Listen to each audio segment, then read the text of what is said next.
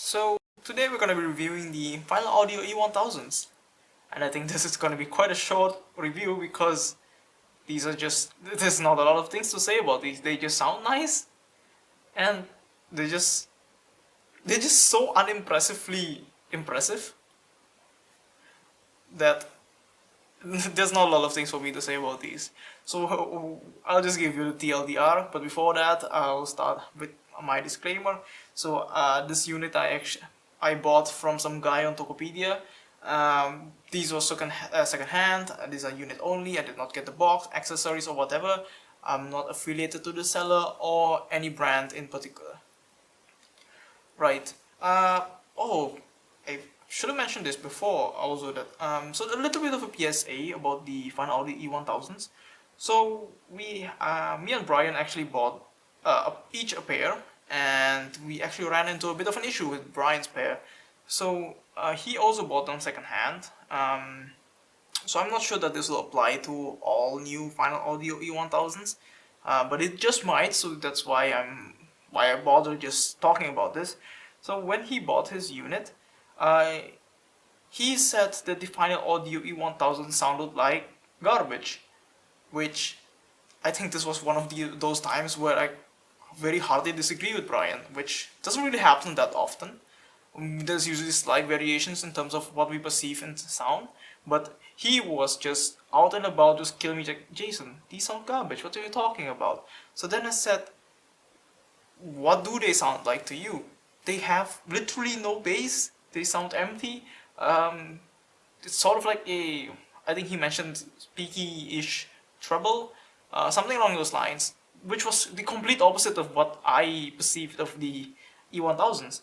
So then he gave me his unit, and I compared it to mine, head to head, and his indeed sounded completely off. So then we asked the seller like, can we get this unit replaced? And unfortunately, he was quite good to get them to send in another pair, and that other pair also had the same issue. The pair that I currently have is the limited edition, by the way, and the pair that Brian got was just the normal edition. So then at that point we thought, well, is it maybe because we have different editions of the E1000s? But the seller insisted that the difference between the limited edition and the normal edition is just the colors. So then, okay, then we browsed the internet just to confirm that fact, and yeah, that seems to be the case. So then we got another unit, and finally Brian's unit actually sounded quite similar to what mine sounded like. So just keep in mind that if you get an E1000, especially secondhand, if they sound like garbage, just check with others essentially who have E1000s. Or I think the characteristics which we got for the E1000s was that they had literally no bass, they had quite peaky-ish mid trebles, and yeah, they just sounded wrong. They sounded like earphones that you've put through the washer and just wore immediately. Okay, so we'll start with the TLDR of these. These are what I would say as unimpressively neutral. There's nothing wrong with that. It might sound negative, but it's really not. I really like these. These are my daily drivers now. Most of the time when I don't want to bother pulling out all these sorts of audio equipment, I don't want to pull out my Bluetooth receiver. I just want to plug something into my phone or my laptop, and I just want to listen to something. These are it for me, and I don't have to really I don't really have to care much about breaking these, because they might seem small, but they're quite sturdy. So I'll explain more. So we'll start off like we usually do with bass. So the bass on the E1000s, I think there's just a very teeny tiny bump in the mid bass. Sub bass is also present. There's not a lot of sub bass. I think if I were to nitpick, the sub bass could be a bit more present. But with how nice the control is overall in the bass, I don't have a lot of things to say that's wrong with it. There's some punch in the mid bass. It's like a slightly less of what I would expect from a dynamic driver. And the sub bass slam also isn't that huge because there's not a lot of it. But with how controlled the bass is, I think I'm fine with it. And texture, surprisingly, I think is quite nice. So the decay in the bass isn't too fast, but it's just there. It's just right, I would say. If you are used to listening to speakers and such, you might want a bit more decay. If you're a fan of something like the E2000s or E3000s, you might not like these. But if you want just a neutral-ish bass response, you don't want too much bass, but you still want some bass, these are it. And I like that. Because if I just want to relax and listen to some music, sometimes I don't want slap ham bass in my face. Yeah. And because of how controlled the bass of these are, now that we're going to be talking about a bit more about the mid-range is, due to the bass emphasis again, it's quite warm, so the bass helps in the warmth of the mid-range, and but the bass doesn't really bleed much into the mid-range at all, actually, I would say. There are some occasions where I think it might bleed just a teeny tiny bit, but it never bothers me. It's so slight. I would say that if I didn't really try to find faults in these, I wouldn't really detect it. Uh, but yeah, mid-range I think is surprisingly inoffensive. So this just isn't something that I would expect in this price range. So the mid-range, there isn't much fault at all. I think note weight, vocals and such, they just sound nice. There isn't a lot of complaints I have in here. I think mid-range is quite detailed. It's not the most detailed in the world. If you compare this to something like the TNT2, I think the TNT2 resolve better than the E1000s. But with how much nicer these sound compared to the TNT2, I'm completely fine with that. Um, there's no sibilance whatsoever. There is some when called upon from the music, but it never overemphasizes, and if anything, actually, it's blunting off the sibilance slightly.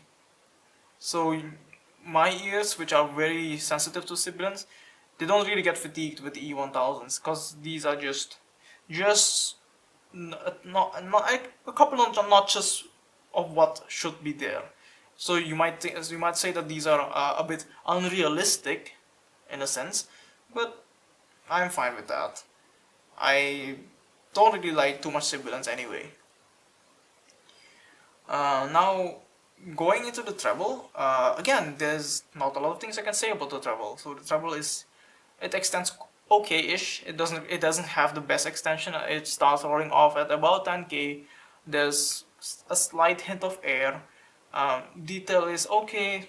It's not the fastest treble in the world. If you listen to Dragon Force, it'll get mushy, but it never gets really splashy to the extent where you will be bothered by it, I would say. And there's just nothing offensive in the treble. I can listen to these all day and have no problems. Yeah, so now we're just gonna talk quickly about the soundstage and imaging. So the soundstage of the E1000s, I think, is probably one of the more surprising things to me compared to the E2000 and E3000s. So the E2000s and the E3000s are sort of cheating, I would say, because the E2000s and E3000s aren't really sealing IEMs. So the E1000s, they are a full seal IEM. They don't have any vents or any of the like. So camera, please pick this up. So the body of this fully seals, so they actually isolate, unlike the E2000s or E3000s, which don't. Soundstage on the E1000 is, I would say, quite surprising. It's not the best, obviously. There's better out there, but it's way more than I expected. It's just before it's around my head. It's not exactly around my head. It's just a bit inside my head still. Center image is about here. If this were my nose and this were the center of my head. Imaging, I think, is probably its weakest point. Imaging I can get in terms of accuracy, I would say a bit 40-ish degrees. It's not the worst in the world, but it can be improved. Um, yeah, so that covers sound stage and imaging. So we'll just drop quickly into packaging and accessories. I don't have the packaging and accessories because I bought this unit only, so can't really say much about that. But it from Google Images you can just get that from there. The packaging is quite simple. You get 5 pair of ear tips, the final audio E-type ear tips, which are quite nice. If you would want to give a comparison to ear tips, so the ear tips are actually very similar to the Sony hybrids. I would say the Sony hybrids are a bit more supple compared to the final audio E-type, but the final audio E-type bent better than the Sony's, I would say. So you don't get the plethora of accessories as you would normally compared to some Chi-Fi IEM or even the E2000 or E3000s, but they're at a higher price bracket. These retail for only 35-ish dollars, $40 maybe, in some regions, depending on when they have released. In Indonesia, they're currently on the 35-ish dollar range in price, and yeah, I think they do quite well in that price range. I would say that they do an amazing job in the price range. And yeah, so we'll just talk a bit about the build quality because I think this is probably the biggest the biggest issue with the E1000s. So I completely understand why people wouldn't want to shell out $35 for the E1000s, sheerly because of the build quality. So the E1000s compared to something like the E2000s or E3000s, really, they're full of plastic. They're not detachable at all. Well, the E2000s also aren't detachable, but the point that I was trying to convey is that the IEMs in this price range, especially Chi-Fi IEMs, usually have detachable cables, are sometimes built with metal for something like the blonde or stuff like that, um, and they just look fancier, which a lot of people like. I don't really mind it, but I think if you were to tell someone that these cost $35, I think they would probably think you were insane because of just how basic they look. I think these are the most basic but impressive sounding IEMs I've seen so far. I kind of like the green though. It's a green accent of the limited edition. I think they just look really nice and simple, so I'm fine with that.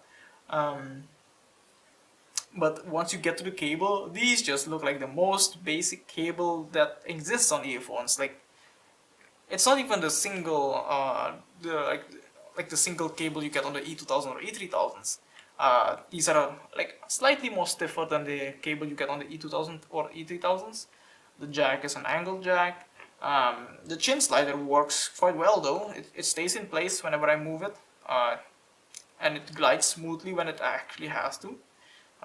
So that's good. Um, there isn't even any branding on the cable. I kind of doubt that Final actually made this cable. They might have just bought this from sort of some Chinese reseller or something. I don't know, but they do the job quite well. They're a bit more microphonic compared to the E2000 and E3000 cable, but if you wear the chin slider and just, well, put it up to your chin, then you wouldn't really have any microphonic issues with these. Or you could also wear them over ear and that would reduce the microphonics by a lot, which I do most of the time when I'm wearing the E1000s. But yeah, there's not a lot of things to talk about the E1000. They're just so impressively unimpressive. Um, I'll give a quick comparison to what I would say is probably the counterpart to the E1000s. So if you wanted like something that sounded similar to the T2s, tin T2s, but aren't the tin T2s, if you wanted just a warmer tin T2, with maybe a bit less air, maybe the treble of the tin T2 was quite fatiguing to you. You didn't really like the fact that it had a metal shell because it kept electrocuting you if you plugged it into a audio source that had bad grounding. Then these are a good alternative, I would say. The E1000s, I would say are a warmer, slightly less detailed 22s with a bit less air. Uh, Imaging I think is also a bit worse compared to the 22s, but I can forgive that simply because of how nice they sound. Um, I favor what's it called? I favor timbre and overall tonality compared to raw technical ability. And yeah, and compared to the 22, these don't have detachable cables if you're into that. I'm not a big fan of replacing cables. Sometimes I am, sometimes I'm not. It's mostly just for the looks really. I don't really like swapping cables for sound. My ears aren't that sensitive to the point where I can tell a difference unless I'm in a completely quiet environment and I actually pay attention. So yeah, and let's say you have the blonde BL03s and you think that the blondes are maybe they have way too much bass, but you like the warm-ish signature. You don't mind the like the lack of sort of the lack of soundstage in the blondes, but you are um, you're quite open to have a bit more. Then these will fit the bill, I would say. Or in general, I would say if you want just a sort of warm IEM that doesn't have too much bass, it doesn't have too much of anything, the E1000s are it. It's so impressively unimpressive. It's what I would say is the definition of a neutral IEM. Maybe a bit too neutral, I would say. But these are just, they're just nice to have. I don't think I've been so excited yet so bored about an IEM since the E1000. And I think you can tell from my voice how excited I am about the E1000. But looking at them, they're just so basic that it's just, you know. Well, I think that's pretty much all I have to say about the E1000s. I'll leave what Brian thinks right about here in the video. Like if you like this video, comment what you think, and yeah, subscribe for more content like this. Bye bye.